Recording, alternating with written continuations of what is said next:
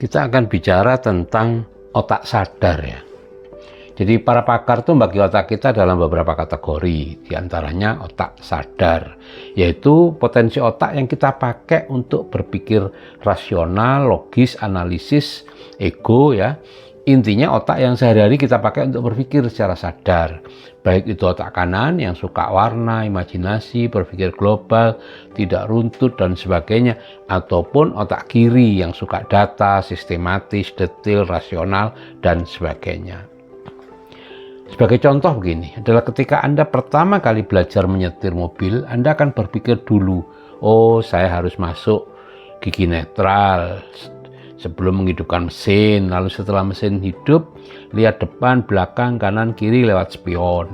Baru setelah aman, masukkan gigi 1, lalu tekan pedal gas sambil lepaskan kopling secara perlahan, sampai mobil berjalan, dan seterusnya.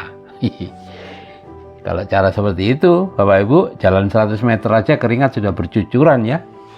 Karena setiap langkah kita akan berpikir, baru kemudian kita lakukan.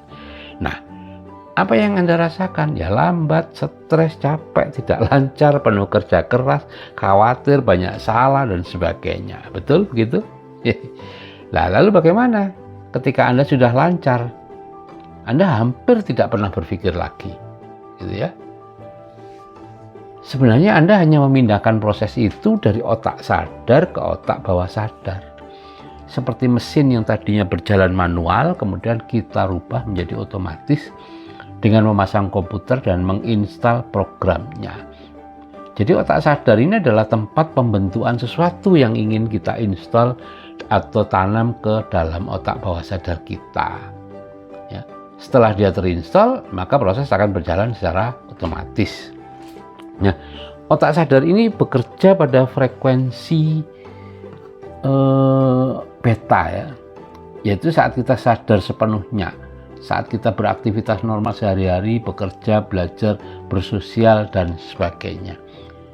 Apa yang kita pikirkan terus-menerus, kita jadikan kebiasaan, kita sangat yakini kebenaran, pengalaman masa kecil atau masa lalu atau pengalaman yang sangat emosional yang tadinya kita pikirkan atau kita tangkap dengan otak sadar akan masuk secara otomatis ke dalam otak bawah sadar.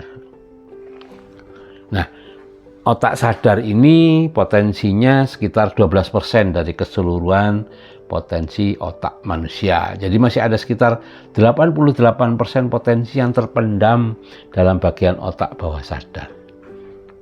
Bisa terbayang seberapa besar potensi itu dan bagaimana efeknya terhadap kehidupan kita.